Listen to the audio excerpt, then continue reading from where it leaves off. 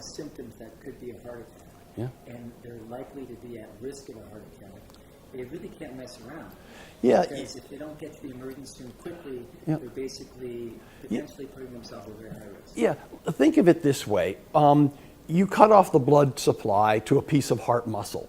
So the heart muscle starts to die, but it doesn't die all of it instantaneously. It dies gradually, and it takes several hours, sometimes even more, and there's a bunch of factors that actually a lot of research has been done on how quickly does the heart muscle die, how much survives, and what can we do to help it survive longer. A lot of it has to do with control of blood pressure and things like that.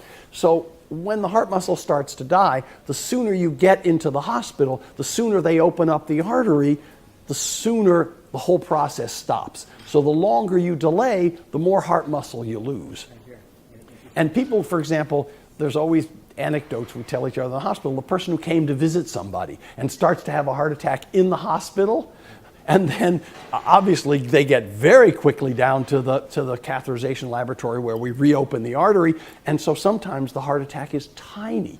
Even though the original finding on the electrocardiogram, the test that we do to diagnose the heart attack, is, oh, this person's headed towards a big heart attack, sometimes they end up with a tiny heart attack just because they got in early and we got the artery open. Interesting. So it sounds like what you're saying is there are very good emergency treatments. Wonderful. To stop a heart attack. Yes. Someone who would have in the past forget about it, the game is over, they're able to actually even reverse it or stop it from even being a bad heart attack. Absolutely. And then, of course, what we try and do is get people to change their lifestyle, get their blood pressure under control and so forth, so that we markedly decrease the chance that they're going to have a second heart attack.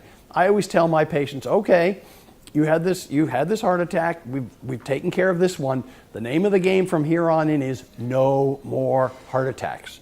And the same thing, by the way, it's the same process that often causes strokes. It's the same process that can cause loss of toes or feet, because of lack of blood flow. So the name of the game is we want the channels open. We want the railroad running. We don't want the train off the tracks.